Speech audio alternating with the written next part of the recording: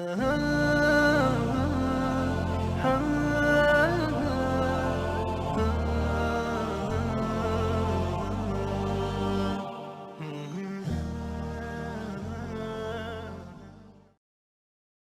والے کی کیا عزت کیا ذلت، میں نے تو مر کے دیکھا ہے اور مجھے یہ حدیث سمجھ میں آئی ہے بڑی اچھی طرح، موتو قبل ان تموتو، کہ مرنے سے پہلے مر جاؤ۔ اس وقت اگر میں مر جاتا تو مجھے کوئی گالیاں دیتا تو مجھے کیا نقصان تھا، اور مجھے کوئی نعرے لگاتا میرے لیے تو میرا کیا نفع تھا۔ تو مرنے سے پہلے مر جاؤ، کوئی تمہیں برا بھلا کہے تو تمہارا کیا نقصان، تمہیں کوئی واہ واہ نعرے لگائے تمہیں کیا نفع ہے۔ اگر اللہ راضی ہے تو مرد آباد اور زندہ باد سے بے نیاز ہو۔ ابو ذر رضی اللہ تعالیٰ عنہ کو ایک آدمی نے گالیاں دی تو انہوں نے فرمایا بیٹا ایک گاڑی آگے آ رہی ہے، اس میں گر گیا تو جو کچھ کہہ رہے ہو اس سے بھی زیادہ کا حقدار ہوں، اور اگر پار ہو گیا تو تیری گالیوں سے مجھے کوئی فرق نہیں پڑتا ہے۔ من سلم المسلمون من لسانه ويده موتوا قبل ان تموتوا، چونکہ آج کل اخلاق ہیں انتقامی، معاف کرنے والے اخلاق ہیں نہیں، انتقامی اخلاق ہیں۔ ہمارا معاشرہ انتقامی ہے، اچھا کرو گے تو ہم اچھا کریں گے، برا کرو گے تو ہم برا کریں گے، جیسا کہو گے ویسا ہم سے سنو گے۔ یہ ہمارا ماحول ہے، یہ ہمارا۔ ایک ماں کہہ رہی تھی دوسری ماں کو میرے پترا کدی کسی نے واسطے سلام نہیں کیتا، بڑے فخر سے کہہ رہی ہے، ہمارے اپنے گاؤں کی بدوا، میرے پترا کدی نہیں کسی نے واسطے سلام کیتا، میں جڑا کرے انہوں کریں دے، جڑا نہ کرے انہوں پوچھ دے ہی کوئی نہیں۔ یہ وہ فخر سے کہہ رہی، جو سب سے بڑا عیب ہے وہ سب سے بڑا فخر بنا ہوا۔ میرے پترا کدی نہیں کسی نے واسطے سلام کیتا۔ جب ماں باپ نے یہ سبق دیا تو اولاد کا کیا قصور ہے؟ تو ہمارا معاشرہ انتقامی ہے، ایک کی 10 سنانے کا ماحول ہے، تو آپ 100 کی ایک بھی نہ سناؤ۔ احنف بن قیس رضی اللہ تعالیٰ عنہ پہ ایک آدمی نے چڑھائی کر کے لگا، ایک سناؤ گے نا تو 10 سنو گے میری طرف سے۔ تو احنف بن قیس کہنے لگے بھائی تو مجھے 100 بھی سنائے گا نا تو میری طرف سے ایک بھی تو نہیں سنے گا۔ ایک آدمی ان کی بڑی بےزتی کر رہا تھا اور وہ چل رہے تھے اور وہ 100 گالیاں بک رہا ہے۔ جب آ گیا نا قریب شہر تو کہنے لگے دیکھا میرا قبیلہ یہاں رہتا ہے، اگر کسی نے سن لیا نا تو تیری بڑی دھلائی کر دے گا، تو تو نے جو مجھے گالیاں دینی میں کھڑا ہوں یہی تو دے لے، تو اپنا سارا زور پورا کر لے تاکہ آگے تجھے کوئی تکلیف نہ پہنچا دے میری وجہ سے۔ تو وہ پاؤں پہ گر کے معافی مانگنے لگا کہ واقعی تو بڑے حلم والا۔ وہ مشہور تھے اپنے حلم میں، بردباری، اور لوگ ان کا امتحان لینے آیا کرتے تھے کہ بھئی کوئی ہے جو احنف کو غصہ دلا تو لوگ ناکام ہو جاتے تھے، ان کو غصہ نہیں آتا۔ ایسے ایک عرب سردار گزرا معن بن زائدہ، وہ بھی اپنے حلم میں بڑے مشہور تھے۔ ایک دفعہ لوگوں میں شرط لگ گئی کہ کوئی ہے معن بن زائدہ کو غصہ دلائے تو ہم اس کو انعام دیں گے۔ تو ایک شاعر نے کہا میں غصہ دلاتا ہوں، تم دیکھنا ایسے سیخ پا ہو جائے گا جیسے جانور۔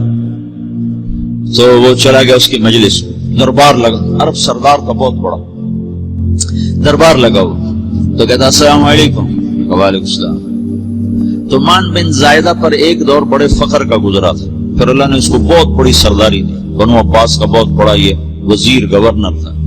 تو کہتا اتذکر اذ لحافک جلد شاۃ فاذ نعلاک من جلد البعیر، کیوں بھائی تجھے یاد ہے جب تیرا بستر بکری کی کھال تھا اور تیرے جوتے اونٹ کی کھال کے تھے؟ تو کہنے لگا کیوں نہیں یاد، بھلا کوئی ماضی بھی بھولتا ہے؟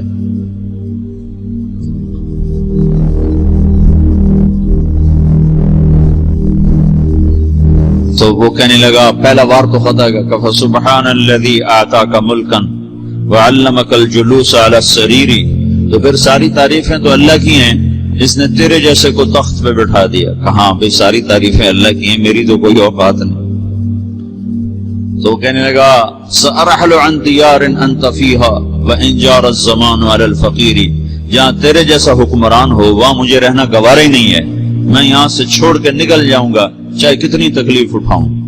بڑے دربار میں یہ ایک گورنر اور وزیر سے بات ہو رہی ہے، تو وہ کہتا ہے اچھا بھائی اگر تو ہمارے پاس رہے گا تو ہم تیرا اکرام کریں گے، اور اگر تو جانا چاہتا ہے تو پھر رافقت کا سلام. تو یہ بار بھی خالی گیا تو کہنے لگا فجد لی ابن ناقصۃ بمال.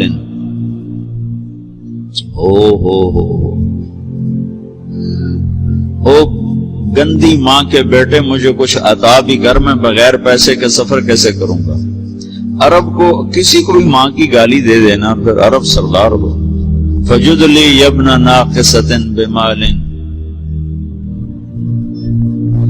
بری ماں کے بیٹے مجھے کچھ پیسے بھی دے، میں نے جانا ہے. میں کہا بھائی اس کو 3000 دے دیا جائے. اللہ تو کہنے لگا قلیل ما آتیتنی و انی لأطمع منک فی الکثیر. یہ تو بہت تھوڑا تو نے دیا ہے، مجھے اور دے. کہا اچھا بھائی 3000 اور دے دو.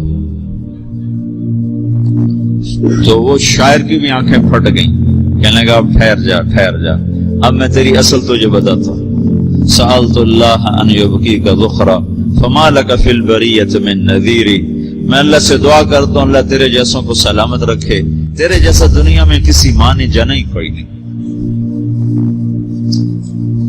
فمنک الجود والافضال حقا وفضل یدیک کالبحر الغزیر.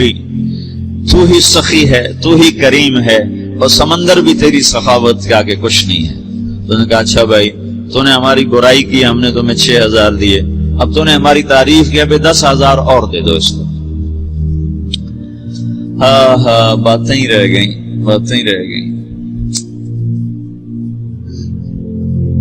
کہاں سے لائیں ایسے لوگ؟ ہمارا معاشرہ انتقامی ہے، بدلہ لینے کا ہے، بدلہ لینے کا. تو میرے ساتھ کیا میں نے بھی کرنا ہے. تو اعلیٰ درجے کا اسلام یہ سکھا رہا نہیں چپ ہو جاؤ، سلامت بن جاؤ، سلامتی بن جاؤ، سلامتی کی علامت بن جاؤ. من سلم المسلمون من لسانه ويده. اب وہ سوال کرتا ہے یا رسول اللہ ای الایمان افضل، سب سے اعلیٰ درجے کا ایمان کیا ہے؟ اسلام کیا ہے؟ کلمہ، نماز، روزہ، حج، زکات. اعلیٰ درجے کا اسلام کیا ہے؟ من سلم المسلمون من لسانه ويده. یہ اخلاق کا ادنا درجہ ہے، ادنا درجہ ہے. ادنا درجے پر پہنچ کر آپ اسلام میں اعلیٰ درجے پر آ سکتے ہیں. وہ سوال کرتا ہے ایمان کیا ہے؟ تو آپ نے کہا اللہ پر، فرشتوں پر، کتابوں پر، رسولوں پر، موت کے بعد کی زندگی پر، تقدیر پر. اب ایک اور سائل سوال کرتا ہے ای الایمان افضل، سب سے اعلیٰ درجے کا ایمان کیا ہے؟ تو آپ نے فرمایا حسن الاخلاق. اچھے اخلاق سب سے اعلیٰ درجے کا ایمان ہے. جو آدمی اسلام میں، جو آدمی اخلاق میں، جو مرد عورت اخلاق میں ادنا درجے پر ہوتا ہے وہ اسلام میں اعلیٰ درجے پر پہنچتا ہے. اب اگر وہ اخلاق میں اعلیٰ درجے پر آ جائے تو اب یہ کہاں پہنچے گا؟ اب یہ کہاں پہنچے گا؟ میرا نبی کہہ رہا ہے سب سے اعلیٰ درجے کا ایمان ہے حسن اخلاق. حسن اخلاق. ابو ہریرہ نے پوچھا یا رسول اللہ وما حسن الاخلاق. یہ بھی ایک اور حدیث ہے کہ یا رسول اللہ حسن اخلاق کیا چیز ہے؟ تو آپ نے 3 چیزیں فرمائیں، تصل من قطعک وتعطی من حرمک وتعفو عمن ظلمک. جو تم سے توڑے نہ تم اس سے جوڑو. نہیں کرتا سلام نہ کریں. کوئی ہم چھوٹے باپ کے ہیں، ہم تو کبھی بھی نہ کریں، ہم تو کبھی بھی نہ منہ تھوکیں بھی نہیں. ہم تو میرا نبی کہہ رہا ہے جو توڑے تم اس سے جوڑو. جو محروم کرے اسے عطا کرو، جو زیادتی کرے اس سے درگزر کرو. یہ 3 کام جو عورت مرد کر لے گا یہ اخلاق کے اعلیٰ درجے میں ہے. جب یہ اخلاق کے اعلیٰ درجے پر پہنچتا ہے تو پھر میرا نبی کیا بشارت دیتا ہے؟ ادنا درجے پر پہنچ کر تو اعلیٰ مسلمان کی بشارت ہے، اور اخلاق میں اعلیٰ درجے پر پہنچ کر میرا نبی کہتا ہے کاد الحلیم ان یکون نبیا. اعلیٰ اخلاق والا بس نبی بنتے بنتے رہ جاتا ہے. اعلیٰ اخلاق والا ایسے ہے جیسے کہ نبی، قریب ہے کہ وہ نبی بن جائے. یہ تو نا ترجمہ، لیکن ہم ہمارے اردو میں کہتے ہیں وہ نبی بنتے بنتے بنتے رہ گیا. کیا مطلب؟ کہ اس میں اور نبی میں صرف نبوت کا فرق رہ جاتا، باقی وہ سب کچھ حاصل کر لیتا ہے.